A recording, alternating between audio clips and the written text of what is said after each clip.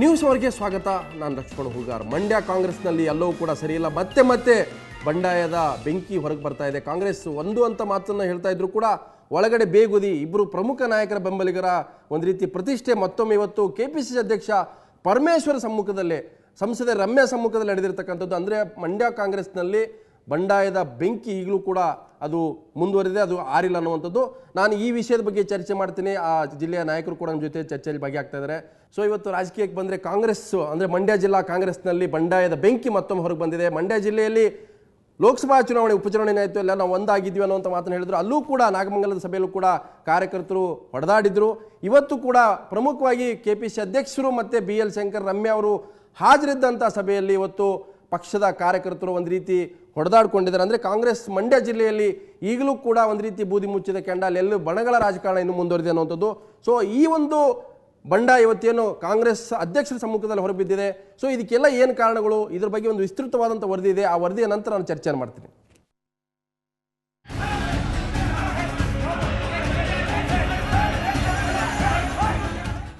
ಚೇರುಗಳನ್ನೇ ಆಯುಧದಂತೆ ಹಿಡಿದು ಹೊಡೆದಾಡುತ್ತಿರುವವರೆಲ್ಲ ಮಂಡ್ಯ ಜಿಲ್ಲೆ ಕಾಂಗ್ರೆಸ್ ಕಾರ್ಯಕರ್ತರು. ಮತದಾರರು ಕಾಂಗ್ರೆಸ್ ಅನ್ನ ಗೆಲ್ಲಿಸಿದ್ದರೂ ಕಾಂಗ್ರೆಸ್ನಲ್ಲಿ ಒಗ್ಗಟ್ಟು ಮೂಡಿಲ್ಲ ಅನ್ನೋದಕ್ಕೆ ಇದೇ ಸಾಕ್ಷಿ. ಇದೆಲ್ಲ ನಡೆದದ್ದು ಮಂಡ್ಯದ ಹರಿಪ್ರಿಯಾ ಹೋಟೆಲ್ನಲ್ಲಿ. ಲೋಕಸಭೆ ಚುನಾವಣೆಯಲ್ಲಿ ಕಾಂಗ್ರೆಸ್ ಗೆದ್ದಿದ್ದಕ್ಕೆ ಅಭಿನಂದನೆ ಹೇಳಲು ಸೋನಿಯಾ ಗಾಂಧಿ ಸೆಪ್ಟೆಂಬರ್ 30ರಂದು ಮಂಡ್ಯಕ್ಕೆ ಬರುತ್ತಿದ್ದಾರೆ. ಇದನ್ನ ತಿಳಿಸಲೆಂದೇ ಕರೆದಿದ್ದ ಸಭೆಯಲ್ಲಿ ಇಷ್ಟೆಲ್ಲ ಜಟಾಪಟಿ ನಡೆದಿದೆ. ಕೆಪಿಸಿಸಿ ಅಧ್ಯಕ್ಷ ಪರಮೇಶ್ವರ್, ನೂತನ ಸಂಸದೆ ರಮ್ಯಾ ಎದುರಲ್ಲೇ ಕಾರ್ಯಕರ್ತರು ಹೊಡೆದಾಡಿಕೊಂಡಿದ್ದಾರೆ.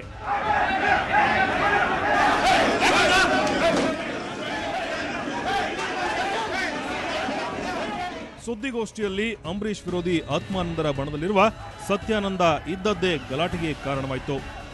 ಪ್ರಮುಖರೆಲ್ಲ ಇರಿ, ಉಳಿದವರೆಲ್ಲ ಹೊರಗಿರಿ ಅಂದಾಗ ಸತ್ಯಾನಂದ ತಾನು ಒಬ್ಬ ಪ್ರಮುಖನೇ ಎಂಬಂತೆ ಕುಳಿತಿದ್ದನ್ನ ನೋಡಿದ ಅಂಬಿಮಠದ ಅಮರಾವತಿ ಚಂದ್ರಶೇಖರ್, ಸೋಮಶೇಖರ್ ರೊಚ್ಚಿಗೆದ್ದರು.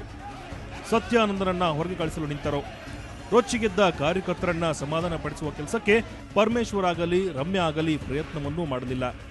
ಕೊನೆಗೆ ಸತ್ಯಾನಂದರನ್ನ ಹೊರಕಳಿಸಿದ ಮೇಲೆ ಪರಮೇಶ್ವರ್ ಮಾತನಾಡಿದ್ರು, ಕ್ಷಮೆ ಯಾಚಿಸಿದ್ರು.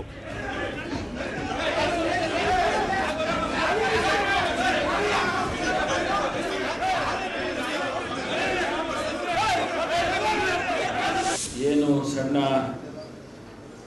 ಘಟನೆ ಪಕ್ಷದ ಕಾರ್ಯಕರ್ತರಿಂದ ನಡೆದಿದೆ, ಅದರಲ್ಲಿ ಕ್ಷಮೆಯನ್ನು ಕೂಡ ಕೇಳ್ತಾ ಎಲ್ಲ ಮುಗಿದ ಮೇಲೆ ಬಂದ ಅಂಬರೀಷ್ ಸತ್ಯಾನಂದರನ್ನ ಉಳಿಸಿಕೊಂಡಿದ್ದಕ್ಕೆ ಆಕ್ಷೇಪ ವ್ಯಕ್ತಪಡಿಸಿದ್ರು. ನಮಗೆ ಮರ್ಯಾದೆ ಬರ್ತದ, ಸುಮ್ಮನೆ ಗಲಾಟೆ ಯಾಕದು? ಯಾರೋ ಸತ್ಯಾನಂದ ಹೇಳೋಣ, ಅವ್ನು ಯಾಕೆ ಹೇಳ್ಬೇಕು? ಬಂದವ್ರನ್ನ ಒಳಗಡೆ ಹೋಗಿ ಅಂತ ಹೇಳ್ಬಾರ್ದಲ್ವ?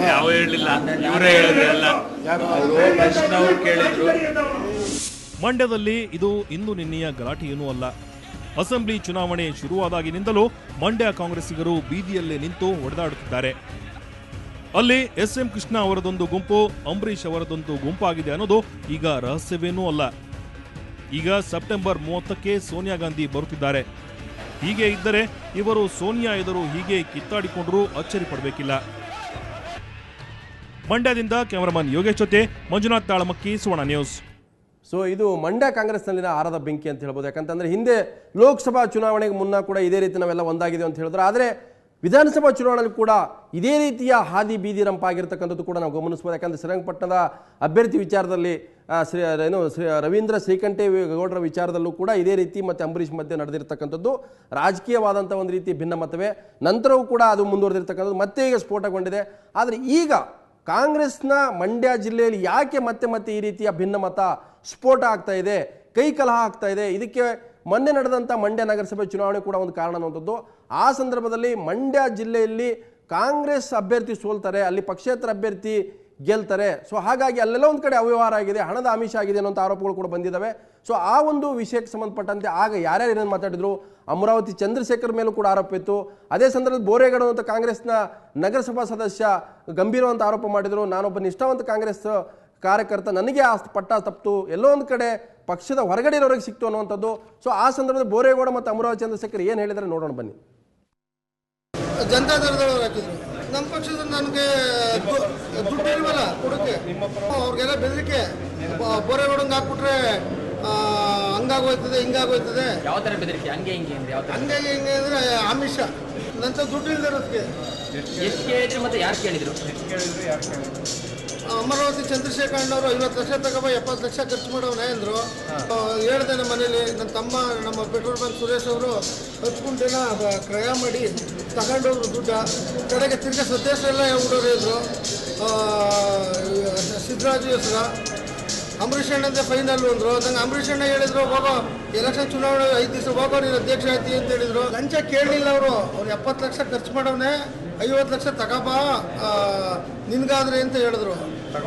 ತಗೋಗಿದ್ದೆ. ಏನಂದ್ರೆ ಆಮೇಲೆ ಅವರು ತಾಡಿ ಸತ್ಯೇಶ್ವರಗಳೆಲ್ಲ ಅವ್ರ ಹೆಸರು ಹೇಳ್ಬಿಟ್ಟವ್ರೆ. ಅಂಬರೀಷ್ ಅಣ್ಣಂದೇ ಫೈನಲ್ಲು ಅಂದರು.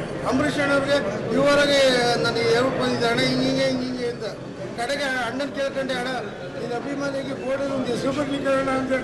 ಹೋಗು ಒಳ್ಳೇದಾಗ್ತದೆ ಅಂತ ಹೇಳಿದ್ರು. 100% ಸುಳ್ಳು ಆರೋಪ. 100% ಅವನೊಂಥರ ಬುದ್ಧಿ ಭ್ರಮಣೆ ಆಗ್ಬಿಟ್ಟೈತೆ. ಏನೇನೋ ಹೇಳ್ಕೊಂಡಿದ್ದು ನಾವು ಬೇಡ ಅಂದ್ಬಿಟ್ಟು ನಿನ್ನೆ ಸಸ್ಪೆಂಡ್ ಮಾಡೋಕ್ಕೂ ಪಾರ್ಟಿಯಿಂದ KPCCಯಿಂದ ಅಧ್ಯಕ್ಷರು ನಾರಾಯಣಪ್ಪ ನಿನ್ನೆ ಬಂದಿದ್ದ ವೀಕ್ಷಕರಿಗೆ ಆರ್ಡರ್ ಮಾಡಿದ್ರು ಅವನ್ನ ಸಸ್ಪೆಂಡ್ ಮಾಡಿ ಬನ್ನಿ ಅಂತ. ಅದರಲ್ಲಿ ವಿಫಲ ಆಗಿದ್ದ ಅವನು. ಒಬ್ಬ ಮೆಂಬರೂ ಸಹ ಅವನ ಹೆಸರು ಹೇಳಿಲ್ಲ. ಸಚಿವರು ತಾವು ಇದೆ, ರೆಕಾರ್ಡೇ ಇದೆ, ಅದಕ್ಕೆಲ್ಲ ಪೇಪರ್ ಮೇಲೆ ಬರ್ಕೊಂಡಿದ್ದಾರೆ. ಸಚಿವರು ತಾವು ಇವತ್ತು ಅದು ಕಾಪಿ ಅವ್ರ ಹತ್ರನೇ ಇಟ್ಕೊಂಡಿದ್ದಾರೆ.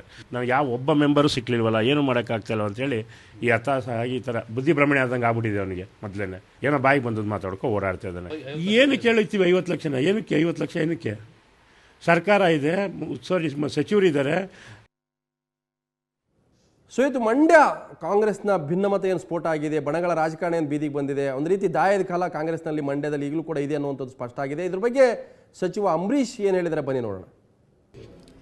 ತಿಳ್ಕೋಬೇಕು ಅವರು, ಯಾರಿಗೆ ನಾನೇ ಆಗಲಿ ಇನ್ನೊಬ್ಬರೇ ಆಗಲಿ ಇನ್ನು ಯಾರ ಬಗ್ಗೆ ಆದರೂ ಮಾತಾಡಬೇಕಾದ್ರೆ ಸ್ವಲ್ಪ ಲಘುವಾಗಿ ಮಾತಾಡಬಾರ್ದು. ಈಗ ನೀವೇ ನೋಡ್ತಿದ್ದೀರಾ, ಅಮರಾವತಿ ಶೇಖರನ ಮನೆ ನಾವು ಬರ್ತೀವಿ ಹೋಗ್ತೀವಿ, ಕರೆಕ್ಟು. ನನಗೂ ಮನೆ ಇದೆ, ಅಲ್ಲಿ ಹೋಗಿ ನೀವು ಒಂದು ಸರಿ ತೆಗೆದು ತೋರಿಸ್ಬೇಕು. ಇಷ್ಟು ಜನದಲ್ಲಿ 3 ಜನ ಒಳಗಡೆ ಕೂರಿಸ್ಬೋದು ಅಷ್ಟೇ, ಇಲ್ಲ ಅಷ್ಟೇ 10 ಜನ ಕೂತ್ಕೋಬೋದು. ಇನ್ನು ಮೆಕ್ತವ್ರನ್ನ ಗೇಟ್ ಆಚೆ ನಿಲ್ಲಿಸ್ಬೇಕು. ಇಲ್ಲ ಆದರೆ ವಾಸ್ತು ಎಲ್ಲ ಕರೆಕ್ಟಾಗಿದೆ, ಕ್ಲೀನಾಗಿ ಕೂತ್ಕೋಬೋದು, ಅಲ್ಲಿ ಕೂತ್ಕೋಬೋದು, ಕಾರ್ಗಳು ನಿಲ್ಲಿಸ್ಬೋದು, ಲಾರಿ ನಿಲ್ಲಿಸ್ಬೋದು, ಬಸ್ ನಿಲ್ಲಿಸ್ಬೋದು, ಎಲ್ಲ ವಿಶಾಲವಾದ ಜಾಗ ಇರೋದಕ್ಕೋಸ್ಕರ ಬರ್ತೀವಿ. ಇನ್ನು ನನ್ನಿಂದ ಏನು ಅಮರಾವತಿ ಶೇಖರನಿಗೆ ಆಗಬೇಕಾಗಿಲ್ಲ. ಆದರೆ ನನಗೆ ಅವನಿಂದ 8 ಎಲೆಕ್ಷನ್ ಮಾಡಿದ್ದಾನೆ. ಆ ಋಣ ನನ್ನ ಮೇಲಿದೆ. ಶೇಖರನ ಮೇಲೆ ನನಗೆ ನನ್ನ ಋಣ ಅವನ ಮೇಲಿದ್ದ, ಅವನ ಋಣ ನಮಗಿದೆ. 8 ಚುನಾವಣೆ ಮಾಡಬೇಕಾದ್ರೆ ಅದ್ರ ಕಷ್ಟ ಅದು ಅವ್ರಿಗೆ ಗೊತ್ತಿರ್ತದೆ. ಸುಮ್ಮನೆ ಮಾತಾಡೋದು ಅವ್ರಿಗೆ ಸೌಜನ್ಯತೆ ಇಲ್ಲದೆ ಮಾತಾಡ್ತಾರೆ. ಮಾತಾಡಬಾರ್ದು, ಹಂಗೆ ಒಬ್ಬರ ಬಗ್ಗೆ ಮಾತಾಡಬೇಕಾದ್ರೆ. ಕಚೇರಿ ಯಾಕೆ ಸ್ಥಳಾಂತರ ಮಾಡ್ತಾರೆ? ಕಚೇರಿ ಇರೋದು ಬೆಂಗಳೂರು ವಿಧಾನಸೌಧದಲ್ಲೇ ಕಚೇರಿ, ಎಲ್ಲ ಕಚೇರಿ ಕೆಲಸ ಕಾರ್ಯಗಳಾಗೋದು. ಮತ್ತು ಅದು ಇದೆ, ಇಲ್ಲೂ ನಮ್ಮ ಕಚೇರಿ ಇದೆ. ಇಲ್ಲಿನ ಗ್ರಾಮಾಂತರ ಪ್ರದೇಶದ ಮಕ್ಕಳಿಗೋಸ್ಕರ ಇಲ್ಲೂ ಒಂದು ಕಚೇರಿ ಮಾಡಿದ್ವಿ. ಅದು ಕೂಡ ಅಲ್ಲೇ ಬಂದು ಅಲ್ಲಿಂದನೇ ಹೋಗ್ಬೇಕು ಎಲ್ಲ. ಅಮರಾವತಿಲಿ ಬರ್ತೀವಿ, ಊಟ ಮಾಡ್ತೀವಿ, ಜನಗಳು ಸೇರಿಸ್ತೀವಿ, ಬಂದವ್ರಿಗೆ ಊಟ ಹಾಕ್ತಾನೆ, ಬಂದವ್ರಿಗೆ ಕಾಫಿ ತಿಂಡಿ ಕೊಡ್ತಾನೆ, ಪುಕ್ಕಟ್ಟು ತಿನ್ಕೊಂಡು ಹೋಗ್ತೀವಿ. ಅದೇ. ಸೊ ಈ ಎಲ್ಲ ಬೆಳವಣಿಗೆಗಳನ್ನು ನಾನು ಚರ್ಚೆ ಮಾಡ್ತೀನಿ. ಈಗಾಗಲೇ ಅನೇಕ ಮುಖಂಡರು ಕೂಡ ನಮ್ಮ ಸ್ಟುಡಿಯೋದಲ್ಲಿದ್ದಾರೆ. ಹಾಗೆ ಮೈಸೂರಲ್ಲಿ ಕೂಡ ಸತ್ಯಾನಂದರೆ ನಾನು ಚರ್ಚೆ ಮಾಡ್ತೀನಿ. ಯಾಕಂದರೆ ಮಂಡ್ಯ ಕಾಂಗ್ರೆಸ್ ಅನ್ನುವಂಥದ್ದು ಅದು ಯಾವಾಗಲೂ ಕೂಡ ಒಡೆದ ಮನೆಯೇ. ಯಾಕಂದರೆ ಅದು ಒಂದು ಕಡೆ ಅಂಬರೀಷ್ ನೇತೃತ್ವದಲ್ಲಿ ಇನ್ನೊಂದು ಗುಂಪಿದ್ರೆ, ಮತ್ತೊಂದು ಕಡೆ ವಿದೇಶಾಂಗ ಸಚಿವರಾಗಿ ಮಾಜಿ ಆಗಿರ್ತಕ್ಕಂಥ SM ಕೃಷ್ಣ ಪರವಾಗಿರ್ತಕ್ಕಂಥ ಒಂದು ಗುಂಪಿದೆ. ಏನೇ ಮಾಡಿದ್ರು ಕೂಡ ಒಂದು ಅಂತ ಹೇಳಿದ್ರು ಕೂಡ ಅದು ಪದೇ ಈ ರೀತಿ ಹೊರಗಡೆ ಬರ್ತಾ ಇರ್ತಕ್ಕಂಥದ್ದು ಭಿನ್ನಮತದ ಬೆಂಕಿನೇ. ನಾನು ಚರ್ಚೆ ಮಾಡ್ತೀನಿ. ಅದಕ್ಕಿಂತ ಮೊದಲು ಒಂದು ಬ್ರೇಕ್.